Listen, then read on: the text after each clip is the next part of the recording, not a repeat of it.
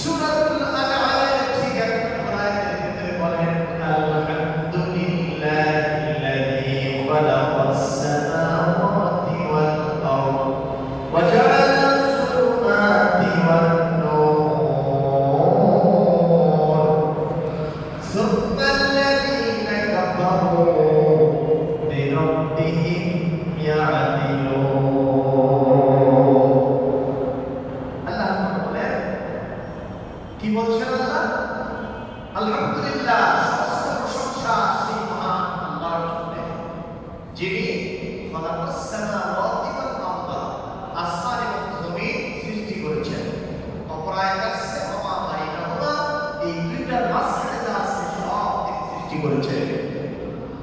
সুতরাং সকল প্রশংসা কার জন্য?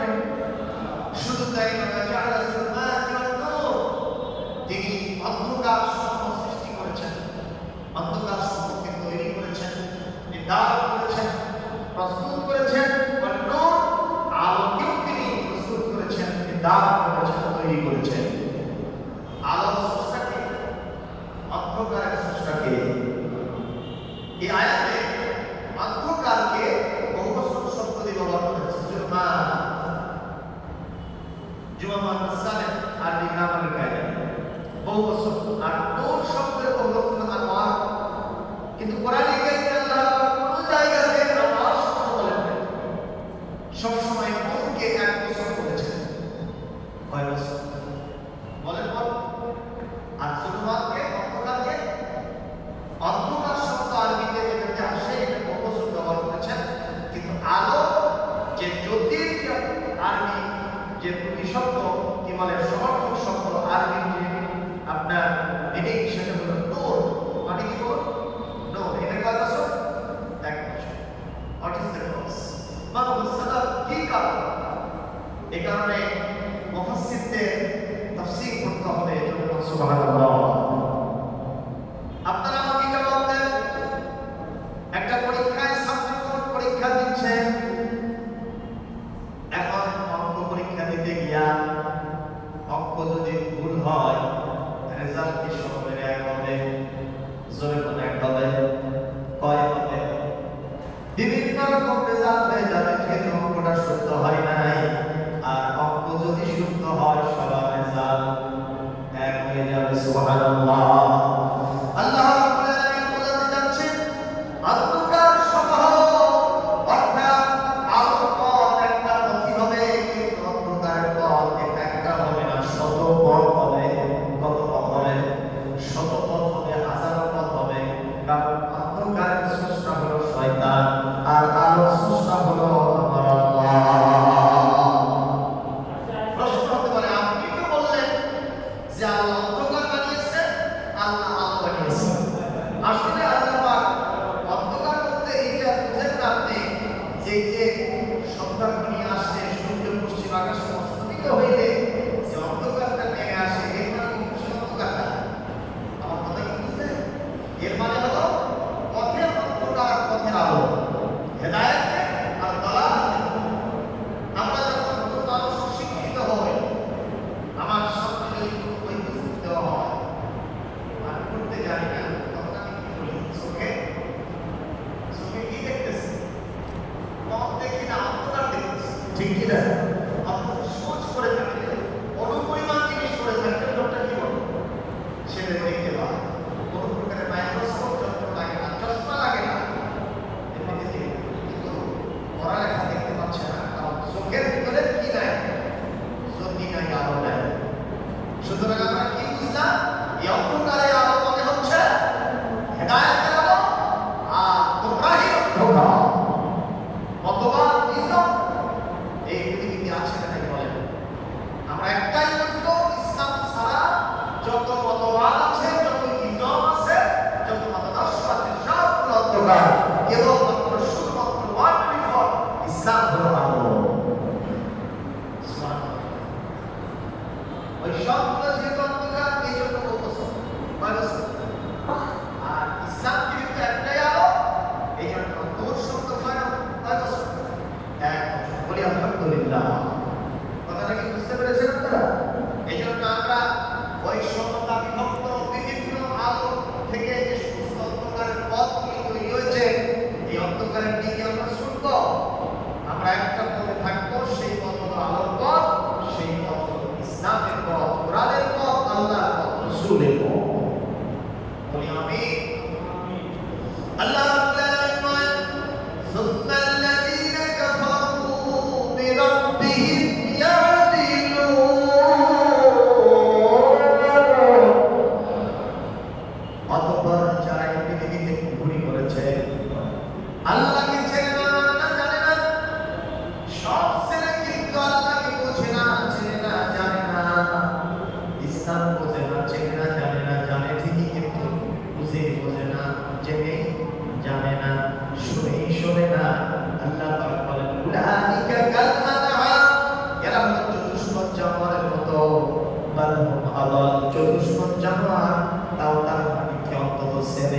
কথা বলেন না কেন?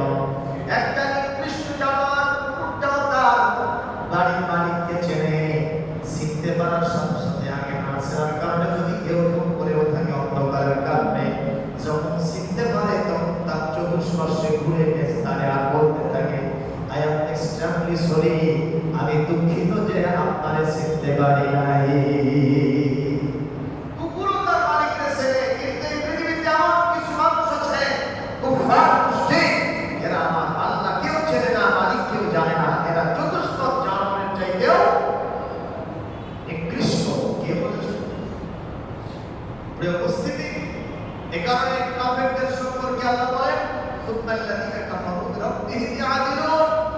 কাফেররা আল্লাহর সাথে সমকক্ষ স্থাপন করে, তার মানে আল্লাহর সাথে পার্টনারশিপ করে, আল্লাহর সাথে শিরক করে, বংশীবাদী স্থাপন করে। বলে আউযুবিল্লাহ। আমার আল্লাহর কি কখনো দুর্বলতা আছে? অক্ষমতা আছে? আর পার্টনারশিপ লাগে না? লাগে? তিনি একাই যথেষ্ট। সুবহানাল্লাহ। লাম ইয়াকুল লাহু কুফুয়ান আহাদ, তার সমকক্ষ কেউ নেই। আলহামদুলিল্লাহ। প্রিয় উপস্থিতি, আলোর পথে আমরা আসার সুযোগ পেয়েছি এবং তার ট্রেনিংটা নতুন করে নবায়ন হলো মাহের মদনে। আমরা ট্রেনিং গ্রহণ করলাম জুমার দিনে। আমি শিক্ষাগুলির ভিতরে এই কথা বলেছিলাম যে আমরা এই পৃথিবীতে সবচাইতে বড় যে শিক্ষাটা মাহের মদন থেকে বসে হচ্ছে, হুকুম চলবে, আইন চলবে, বিধান চলবে কেবলমাত্র শুধুমাত্র বলেন সব। কারণটা কি? রমজান মাসে আমরা কারো আইন মানি না। ইফতার 1 কোটি টাকা কেউ ঘুষ দিলে, কুচকোচ দিলে, বকশিশ দিলে আমরা ইফতার করতাম। কারণ ইফতার 1 কোটি টাকা করতে নিষেধ করেছে। আবার 1 মিনিট পরে সঙ্গে সঙ্গে ইফতারের সময় হওয়ার সাথে সাথে ইফতার করতে নির্দেশ করেছেন কে? এই জন্য ইফতার দেরি করে নাই। আমরা সাহিও কখনো সময় শেষ হওয়ার পরে দেরি করি নাই। কথা বলেন না কেন? এ কারণে এই সবকটা 1 মাসে নিয়েছি আমরা। এখান থেকে কথাই বুঝতে পারি পৃথিবীর অন্যান্য জায়গাতে আমরা আল্লাহ ছাড়া কোনো বিধান মানতে রাজি নাই। বলেন ইনশাআল্লাহ। আল্লাহ আমাদের তৌফিক দান করুন। সবচেয়ে বড় কথা, আমরা মুসলমান, আমরা সবচেয়ে পরিশীলিত একটা জাতি, পরিচ্ছন্ন জাতি, আমরা সবচেয়ে সচেতন জাতি, আমরা মানব কল্যাণমুখী একটা জাতি। পৃথিবীতে একজন মুসলমান যখন রাস্তা দিয়ে হেঁটে যাবে, তার দেখলে মনে হবে আজ তো ইসলাম হেঁটে যাচ্ছে। কিন্তু আজকে কি সেটা হয়? সেটা হয় না। মুসলমান এমন কোন অপরাধ নেই যার সাথে জড়িত নাই। আমার রাসূল জান্নাতের গেটে তিনি দাঁড়িয়ে থাকতেন। হাদিস শরীফে আসছে যে রাসূল আকরাম সাল্লাল্লাহু আলাইহি ওয়াসাল্লামের কাছে কালকে আমাদের কন্ট্রোলিং পাওয়ার হবে। তিনি হাউজে কাউসার, তিনি কন্ট্রোলিং পাওয়ার আল্লাহ থেকে লাভ করবেন। সুবহানাল্লাহ। তার হাতে পেয়ারা থাকবে। কিছু লোক আসতেছে পানি পান করার জন্য। হাউজে কাউসারে একটা ঢোক পান করলে 38টা লাগবে না। আলহামদুলিল্লাহ। কম। আল্লাহ যেন আমাদেরকে তৌফিক দেন। আল্লাহ নবী দেওয়ার জন্য তৈরি হয়েছেন, পানি দেবেন। কিন্তু সিরিয়াল মেইনটেইন করতেছে কিছু আইন শৃঙ্খলা বাহিনী, তার মানে ফেরেশতা সিরিয়াল মেইনটেইন করতে। দেখবেন নেতাদের দিনে কিছু দিলে, এই যে ঈদের দিন দিলে অনেকে সিরিয়াল মেইনটেইন করে ভিতরে ঢোকে, এটাকে পরে দিয়ে। তো অনুরূপ ভাবে ফেরেশতা মণ্ডলী সিরিয়াল মেইনটেইন করতেছে। আল্লাহ নবী গ্লাসটা হাতে নিয়ে আছেন, পেয়ালা পানি দিবেন। ইতিমধ্যেই আইন শৃঙ্খলা বাহিনী আটকায় দিয়েছে লোককে, আর সামনে যেতে দেয় না। নবীজি বললেন, ওরে ছেড়ে দাও, আমার কাছে আসুন, পানি তুলব। ফেরেশতা মণ্ডলী বললেন, নবী হ্যাঁ, এদেরকে আপনি চিনতে পারেন নাই? এরা হলো সেই সব আপনার উম্মত যারা আপনি বিদায় নিয়ে আসার পরে আপনি বলেছিলেন তারাক্তু ফীকুম আমরাইন লান তাদিল্লু মা তামাসসাকতুম বিহিমা কিতাবাল্লাহি ওয়া সুন্নাত রাসূলি। সুবহানাল্লাহ। বিদায় হজ্জের ময়দানে ভাষণ দিতে গিয়ে আপনি বলেছিলেন দুইটা জিনিস যদি তোমরা আঁকড়ায় ধরতে পারো, কেউ তোমাদের বিভ্রান্ত করতে পারবে না। একটা হলো আল্লাহর কিতাব, দুই নম্বর হলো আমি রাসূলের সুন্নাহ তরিকা নমুনা। এগুলো যারা মেনে চলতে পারবে কেউ তাদেরকে বিভ্রান্ত করতে পারবে না। ইয়া রাসূলুল্লাহ, ইয়া হাবিবাল্লাহ, আপনার তিরুধানের পরে ইন্তিকাল আবাদের পরে এই লোকগুলি আপনার সুন্নাতের ধার ধারে নাই, আল্লাহর কিতাবের কোনো অনুসরণ অনুকরণ করে নাই। এই লোকগুলো আপনার খাঁটি উম্মতের মধ্যে পড়ে না, এই জন্য তাদেরকে আমরা ব্যারিকেড দিয়ে দিয়েছি, আটকায় দিয়েছি। আমার রাসূল ফেরেশতাদের সাথে সুর মিলায় বললেন, সুবহান লিমান বায়্যানা মিন বাদি, আমার পরে আমার দ্বীন, আমার শরীয়ত, আমার সুন্নাহকে যারা পরিবর্তন করেছিলে তোমরা ভেগে যাও, ভেগে যাও, আমার হাতের পেয়ালার পানি তোমাদের নসিবে হবে না। একটু নাউজুবিল্লাহ বলেন। অবস্থা বিশ্বের অবতার হোক, আমরা কি চাই? কথা বলেন। তাহলে আমাদেরকে নবীজির যোগ্য উত্তরসূরি হতে হলে, আমাদেরকে নবীজির যোগ্য উম্মত হতে হলে, নবীজির হাতের পেয়ালার পানি পান করতে হলে আমাদের কাঙ্ক্ষিত মানের মুসলমান হতে হবে। রাজি আছি? বলি ইনশাআল্লাহ। কারণ কোরআনে কারীমে সূরাতুল জুমআহ আমি গত রাত্রিতেই মাগরিবের নামাজে পড়েছি। আমার এক ভাই বলেছিলেন, কুল ইন্নাল মাউতাল্লাযী তাফিররুনা মিনহু ফাইন্নাহু মুলাকীকুম সুম্মা তুরাদ্দুনা ইলা আলিমিল গায়বি ওয়াশ শাহাদাতি ফায়ুনাব্বিউকুম বিমা কুনতুম তা'মালুন। আল্লাহ রাব্বুল আলামিন নবীকে আপনি বলে দেন, কুল ইন্নাল মাউতাল্লাযী তাফিররুনা মিনহু, যে মওত থেকে তোমরা পালানোর জন্য, ভেগে যাওয়ার জন্য চেষ্টা চালাচ্ছ, পারবা না, ব্যর্থ চেষ্টা হবে। ফাইন্নাহু মুলাকীকুম, অবশ্যই মওত তোমাদের সাথে সাক্ষাৎ করবে। ঘোষণাকার, জোরে কোন ঘোষণাকার? আল্লাহ পাক বলেন, ফায়ুনাব্বিউকুম, অথবা আমি আল্লাহ তাআলা, তিনি আল্লাহ তোমাদেরকে বলে দেবেন, সংবাদ দেবেন, বিমা কুনতুম তা'মালুন, এই পৃথিবীতে যা করেছো পাই পাই করে হিসাব করে তোমার হাতে উঠায় দেওয়া হবে। মুসলমান করতে হবে, এই কথা সত্য না মিথ্যা? মরা যেহেতু লাগবে, একটু ভালোভাবে প্রস্তুতি নিয়ে যায়। কাল কিয়ামতে কেউ কথা বলতে পারবে না আল্লাহর সামনে, কেবলমাত্র শুধুমাত্র তিনি আল্লাহর সামনে কথা বলবেন। তিনি বলেন, আমার নবী, আপনার নবী, বিশ্ব নবী মুহাম্মদুর রাসূলুল্লাহ। এরকম একটা খুঁটি ধরার দরকার আছে। কথা বলেন। আল্লাহকে রব মানবেন, নবীজির আদর্শ মানবেন। ফাকাদ ইসতামসাকা বিল উরওয়াতিল উসকা, এই ব্যক্তি এমন একটা রশি ধরেছে, এই রশি কখনো টুটে যাবে না, ছিঁড়ে যাবে না, এটা বিনষ্ট হবে না, এটা অটুট, অবিচল, অখণ্ড, এটা অত্যন্ত শক্তিশালী হিসেবে তাকে আটকায় রাখবে। সুবহানাল্লাহ। কোরআনে কারীমে 256 নম্বর আয়াত, আয়াতুল কুরসির পরের আয়াতেই আল্লাহ পাক এই ঘোষণা দিয়েছেন, ফামান ইয়াকফুর তাগুত, তাগুতের শক্তিকে অস্বীকার করলো, ওয়া ইউমিন বিল্লাহ, আল্লাহর উপর ঈমান আনলো, আল্লাহর প্রতি বিশ্বাস করলো, সে এমন একটা রশি ধরলো, এই রশি কখনো ছিঁড়ে যাবে না। সুবহানাল্লাহ। আমরা পৃথিবীতে কত রশি ধরি, সেই রশিগুলো ছিঁড়ে যায়। কথা কথা ছিঁড়ে যায় না, যায় না? বিপদে পড়লে ওই রশি আর আমাদের কোনো কাজে দেয় না। এই জন্য আল্লাহ এই রশিটা আমরা ধরতে চাই। বলি আমিন। আমরা মারা যাব, এই জন্য মারা যাওয়ার আগে অনন্ত জীবনে যেন ভালো থাকি, রমাদানের শিক্ষা নিয়ে আমরা কাজে লাগবো ইনশাআল্লাহ। বলি সেখানে উপস্থিতি, রমাদান থেকে যতগুলো শিক্ষা লাভ করলাম তার মধ্যে একটা শিক্ষা হলো, রমাদান মাসে আমরা মানুষের উপরে কি জুলুম করেছিলাম? কথা বলেন, কথা বলেন।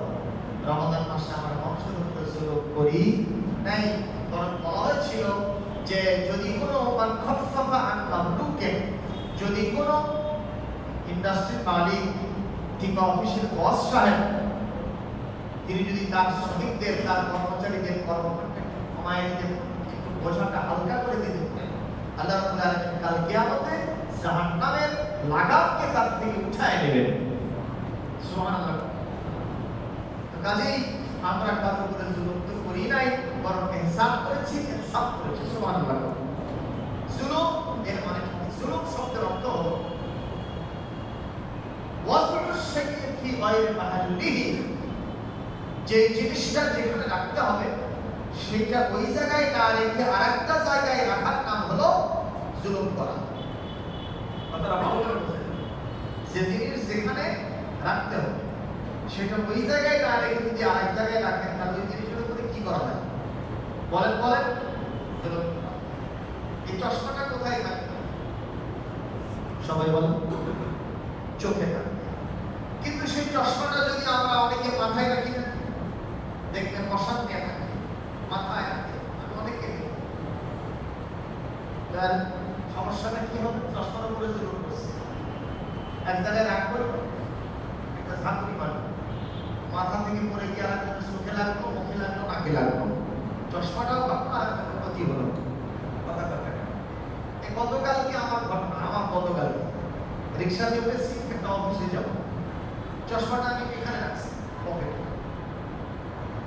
মোবাইলটাও আছে, একটা কল আসছে, মোবাইলটা ধর রিক্সার উপরে আনছি, মোবাইলটা উঠাইছি, আমার এই চশমাটা পড়ে গেল এবং রিক্সার থেকে অনেক দূরে ছিঁড়ে চলে গেল। এই চশমা আর এক চশমা। আমি চিন্তা করলাম যে যদি আরেকটা রিক্সার পিছনে পড়ে বা গাড়ির পিছনে পড়ে তো বড় হয়ে যাবে, বুড়ো হয়ে যাবে। তো দেখলাম আর একজন রিক্সা চালক বসেছিলেন রিক্সার মধ্যে, দৌড়ে গিয়া চশমাটা নিয়ে এসে আমার হাতে দিলেন। তা আমি ওখান থেকে সবক দিলাম, আসলে চশমাটা কোথায় থাকা দরকার? চোখেই থাকা দরকার। আমি যেখানে রাখছি চশমার উপরে জুলুম করছি। এরকম প্রায়শ্চিত্ত আমি এখনই পাই। কথা বলেন না কেন? টুপি থাকবে কোথায়? কিন্তু অনেকে টুপি দেখবেন একেবারে পেঁচায়া পেঁচায়া ভাজায়া ভাজায়া টাইট ফিটিং প্যান্ট করছে, তার পিছনে ঢুকেছে। আছে নাকি? টুপির দাম যায় যায় অবস্থা, এরকম অবস্থা। সম্মানে উপস্থিতি মাথায় থাকে দাম পিছনে ঢুকেছে। আবার অনেকে যদি চিন্তা করে বাবা বড় বড় উঁচু টুপি পাওয়া যায় না, বাজারে গেছে ব্যাগ নেই, 1 কেজি মাংস কিনা গোস্ত কিনা টুপির মধ্যে ঢুকেছে। টুপির উপর কি করা হলো? জুলুম করা। এখান থেকে আপনাকে কি বুঝায়? আপনি যে জিনিস যেখানে রাখতে হবে সেটা ওই জায়গায় না রাখতে তার জন্য পায়। মানেটা কি? যার যে প্রাপ্য, যার যে অধিকার, এটা যদি আপনি তাকে আদায় করে না দেন, আপনি তার উপরে কি করেন? জোরে বলেন। জুলুম, সবচাইতে বড় জুলুম হলো আল্লাহর সাথে শিরক করা।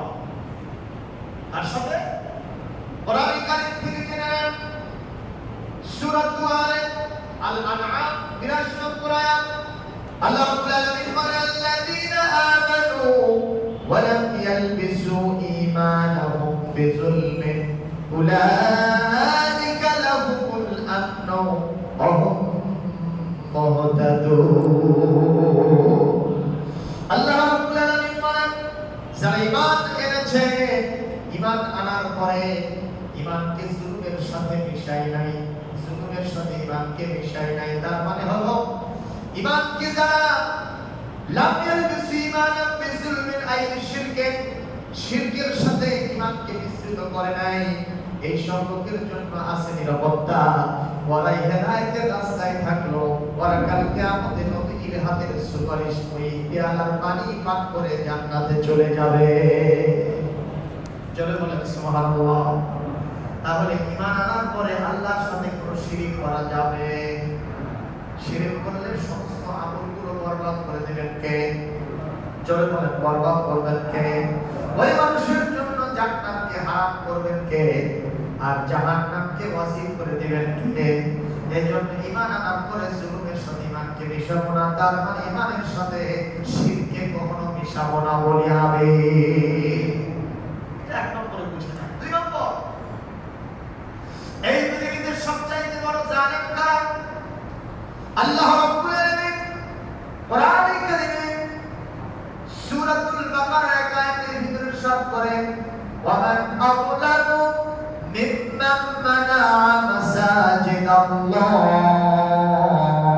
আন ইউযকারা ফিহা ইসমুহু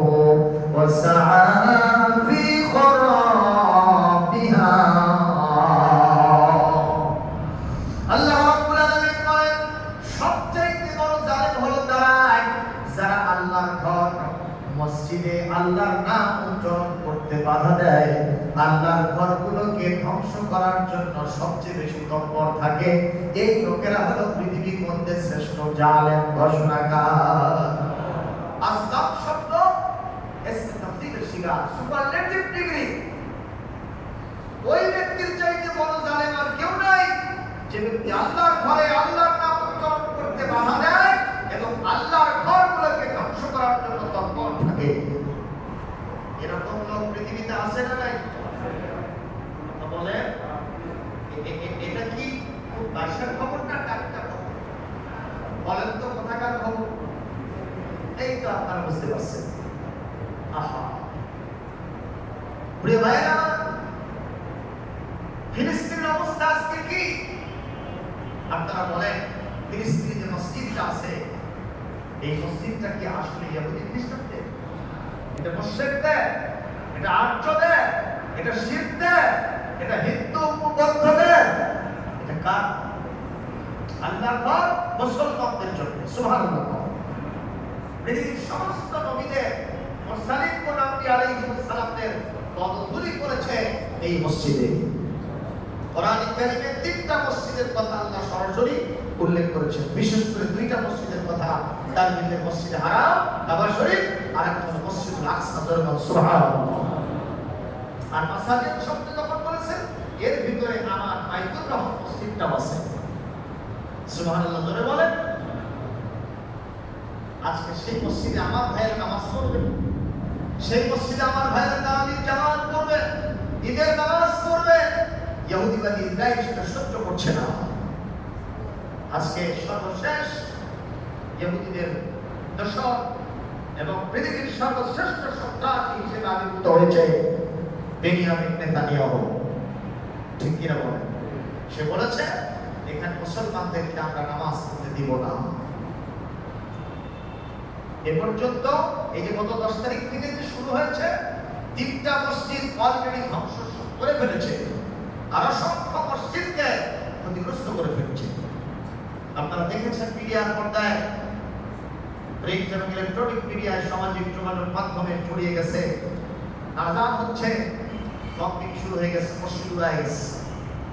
সেনাবাহিনী ইভেন বাইতুল মুকাদ্দাসের ভিতরে জামাত হচ্ছে, মুসলিমদের কিসটা সেখানে ক্ষেপণাস্ত্র নিক্ষেপ করেছে, সেখানে টিয়ার শেল মেরেছে, আর অনেক কিছু যেভাবে হয়েছে আপনারা দেখেছেন।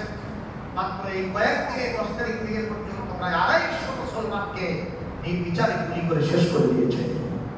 অসংখ্য শিশু তাদের মাকে হারিয়েছে, বাবাকে হারিয়েছে। তাদের আর্তনাদ দেখলে, তাদের কান্নার রোল দেখলে মুসলমানদের কলিজে পানি ঢুকে গেল। কথা বলেন ঠিক কিনা? তোমরা সবচেয়ে বড় জালেম। এ পর্যন্ত 1987 সাল থেকে এই মসজিদ নিয়ে তারা ষড়যন্ত্র শুরু করেছে। এ পর্যন্ত পত্রিকায় দেখলাম 14,000 মুসলমান এই মসজিদকে কেন্দ্র করে জান দিয়েছে, শাহাদাতের নাজরা পেশ করেছে। জোরে বলেন আল্লাহু আকবার। প্রিয় উপস্থিতি, আল্লাহর ঘরে যারা নামাজ পড়তে, আল্লাহর নাম স্মরণ করতে যারা বাধা দেয়, তারাই হলো পৃথিবীর শ্রেষ্ঠ সন্ত্রাসী, গন্ডগোলের। তারা পৃথিবীর সবচেয়ে বদমাইশ, সবচেয়ে শয়তানি শক্তি। জোরে বলুন ঠিক কিনা? যারা আমার ঘরকে নামাজ পড়ার জন্য বাধা দেয়, আমার ঘরে মুসলমানদেরকে আল্লাহর ইবাদত তার স্মরণ করতে, জিকির করতে বাধা দেয়, হত্যাযজ্ঞ চালায়, রক্তাক্ত করে ফেলে, আমরা বলবো তোমরা যত দূরে অবস্থান করো, যত সুরক্ষিত রাস্তায় থাকো, যতই সিন্ধুকের ভিতরে তালাবদ্ধ অবস্থায় সুরক্ষিত এসএসএফ বাহিনী পরিবেষ্টিত অবস্থায় থাকো, বিশ্বের বড়দের যতই দৃষ্টি তোমাদের প্রতি থাক, তারপর একদিন না একদিন পৃথিবীর জমিন থেকে তোমাদেরকে নিশ্চিহ্ন হতেই হবে, কোনো সন্দেহ নয়। ঠিক কি বলেন? আমরা কি তাদের জন্য কিছুই করতে পারি না? একটু দোয়া করতে পারি? কথা বলেন না কেন? আলেমদের মধ্যে আবার কেউ কেউ নাকি বলতেছে না ফিলিস্তিনের পক্ষে দোয়া করা যায় তাই। উনি কোথা থেকে আমদানি হয়েছে আল্লাহ জানে। মানে উপস্থিতি মুসলমান ভাই পৃথিবীর এক প্রান্তে যদি নির্যাতিত অবস্থায় থাকে, আর এক প্রান্তে মুসলমান তার কলিজা আঘাত লাগার কথা। কারণ নবীজি বলেছেন আল মুমিনুনা কারাজুলিন ওয়াহিদ, পৃথিবীর সমস্ত মুসলমানগণ একটা দেহের মতো। ইশতাকা আইনুহু, তার চোখে যদি ব্যথা লাগে, ইশতাকা কুল্লুহু, পুরা শরীরটায় ব্যথা লাগে। ওয়াইন ইশতাকা রাসুহু, যদি তার মাথায় ব্যথা হয়, ইশতাকা কুল্লুহু, সমস্ত শরীরটায় যেমন ব্যথা হয়। পৃথিবীর ওই ফিলিস্তিনের মুসলমানরা যদি নির্যাতিত ব্যথিত অবস্থায় থাকে, বাংলাদেশের মুসলমানদের কলিজায় আঘাত লাগতে হবে। ঠিক না ঠিক? আমরা দাবি জানাই অনতিবিলম্বে ফিলিস্তিনের ঐতিহাসিক কোরআন ঘোষিত বাইতুল আকসা, মসজিদ আকসাকে, বাইতুল মুকাদ্দাসকে মুসলমানদের অধিকারে ছেড়ে দেওয়া হোক। আমরা একমত আছি কিনা?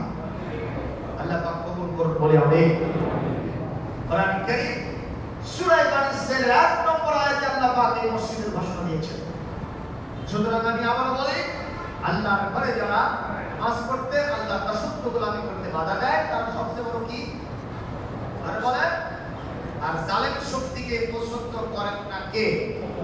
কোরআন কারীম থেকে দলিল দেন সূরা আল মাইদা, আপনার সূরা আল ইমরান 140 নম্বর আয়াত, 140 নম্বর আয়াত। আল্লাহ বলছেন, ইন্নী ইয়ামসাসকাল্লাহু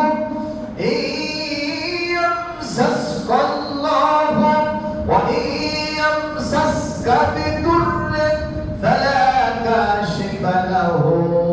আল্লাহ রাব্বুল আলামিন এই আয়াতের শেষ অংশে গিয়ে বলেন, ওয়াল্লাহু লা ইউহিব্বুস সালিমিন। আল্লাহ রাব্বুল আলামিন কখনো জালেমকে পছন্দ করেন না, ভালোবাসেন না। জোরে জোরে বলি নাউযুবিল্লাহ। আমরা নিজেরা কখনো একে অপরের সাথে জুলুম করব? জুলুম কি একে অপরের সাথে হয় না? হয় না? আমি যদি অন্যের অধিকার আদায় না করি, তাহলে আমি তো জালেম হয়ে যাব। আমার যত ইবাদত থাক, কাল কিয়ামতের সমস্ত আমলগুলো অন্ধকারে পরিণত হবে। ঘোষণাকার, জোরে বলেন ঘোষণাকার। আল্লাহ নবী হাদিসে বলেছেন, আল্লাহর কথাই সুর মিলে, আয-যুলমু যুলমাতুন ইয়াউমাল কিয়ামা, জুলুম কাল কিয়ামতে অন্ধকারে পরিণত হবে। নেকির পাহাড় থাকলেও জুলুমের কারণে অন্ধকার হয়ে যাবে, কিছুই দেখতে পাবে না। জোরে বলেন নাউযুবিল্লাহ। পৃথিবীতে জুলুম তন্ত্র কায়েমের জন্য সবচেয়ে বেশি প্ররোচনা দিয়েছে মিস্টার ইবলিস শয়তান। জোরে বলেন ঠিক কি না? কারণ এই পৃথিবীতে আল্লাহর সমস্ত সৃষ্টি করা জিনিসের বিপরীতে যা যা সৃষ্টি করতে, সমস্ত সৃষ্টিকর্তা হলো শয়তান। কে বলেন? যেমন এখান থেকে নেন, আল্লাহ দিয়েছেন আদালত, ইনসাফ, আর শয়তান দিয়েছে জুলুম তন্ত্র। কথা বলে না? আপনারা বলবেন যে কিভাবে? আল্লাহ বললেন, উসজুদু লিআদম, ফেরেশতাদের উদ্দেশ্য করে সকলে আদমকে সিজদা দাও। ফাসাজাদাল মালাইকাতু কুল্লুহুম আজমাউন, সব ফেরেশতা আদম আলাইহিস সালামকে সিজদা দিল, ইল্লা ইবলিস। কে দিল না? বলেন। তাহলে আল্লাহ রাব্বুল আলামিনের নির্দেশ ফেরেশতারা মানার পরে আল্লাহর সাথে আদালত ইনসাফ করলো, কিন্তু শয়তান না মানার কারণে শয়তান আল্লাহর সাথে জুলুম করলো। ঠিক কি না? এখান থেকে জুলুমের সূত্রপাতটা শুরু হয়েছে। আল্লাহ রাব্বুল আলামিন দিয়েছেন হালাল, শয়তান দিয়েছে হারাম। কথা বলেন। আল্লাহ দিয়েছে যাকাত ভিত্তিক অর্থ ব্যবস্থা, শয়তান দিয়েছে সুদ ভিত্তিক অর্থ ব্যবস্থা। কথা বলতে হবে। আল্লাহ দিয়েছেন বৈবাহিক সিস্টেম, আল্লাহ দিয়েছেন যৌন কামনাকে চরিতার্থ করার জন্য মহিলাদের পর্দাপোশিতা থাকতে হবে, আর বৈবাহিক সিস্টেমে কাজটা করতে হবে। কিন্তু শয়তান এটা বাদ দিয়া শয়তান দিয়েছে বেপরদা, শয়তান দিয়েছে জিনা ব্যভিচার। ঠিক না? ঠিক বলেন।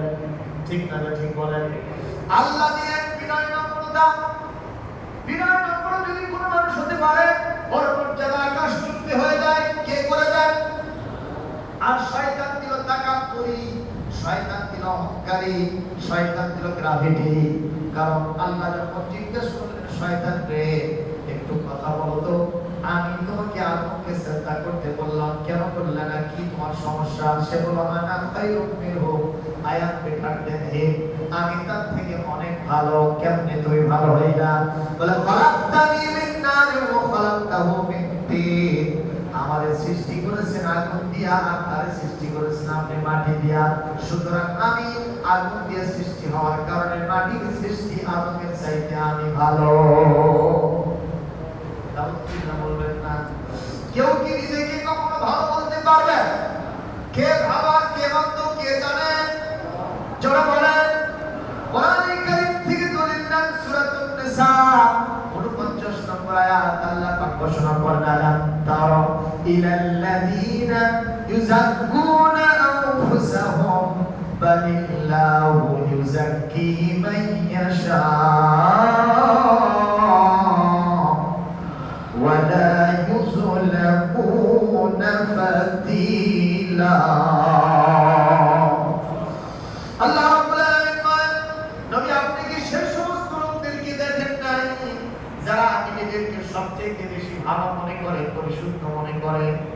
অথচ আমি আল্লাহ তাআলা সবচেয়ে বেশি পরিশুদ্ধ সেই ব্যক্তিকে করি যার নসিব ভালো, কবুল ভালো।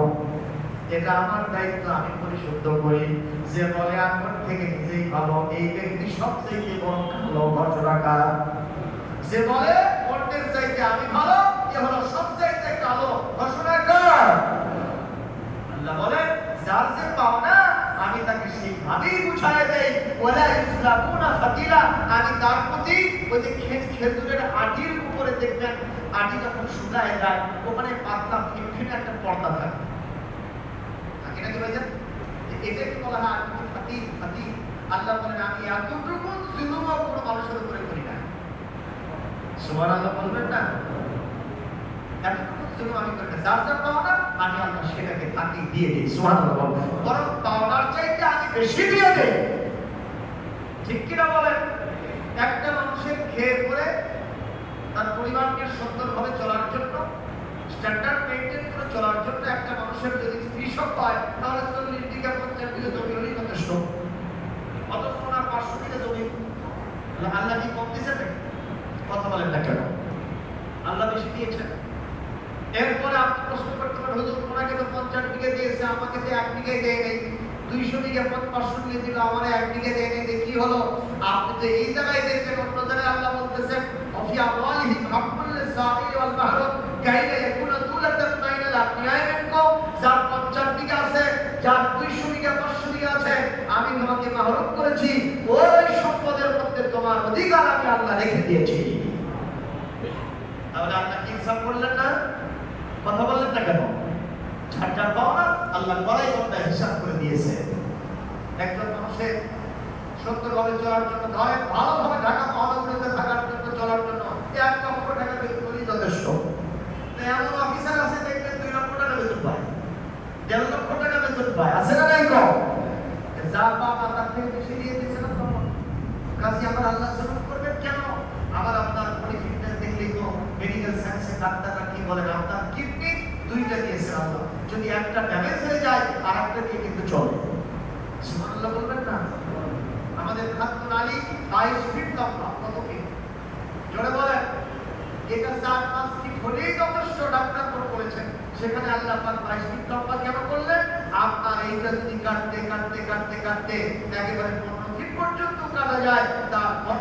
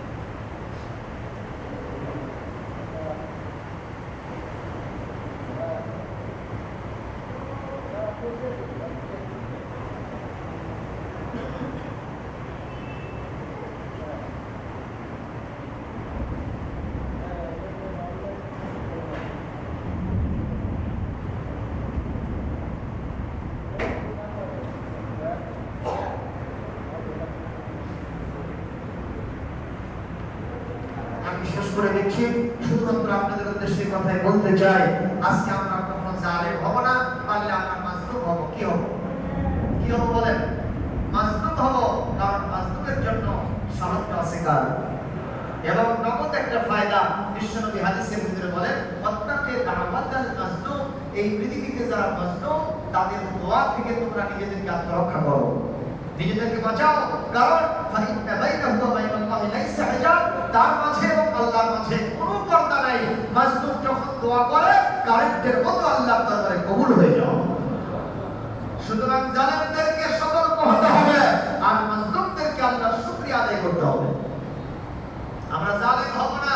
যদি আমাদের কেউ জুলুমের শিকার করে রাখে আমরা মাজলুম অবস্থায় থাকবো, তারপরে কোনো মানুষের উপর জুলুম করব না বলে আমিন। আমি সকলের দীর্ঘায়ু সুস্বাস্থ্য কামনা করে আমার নিজের জন্য দোয়া চেয়ে নিই, সকলের জন্য দোয়া করে আজকে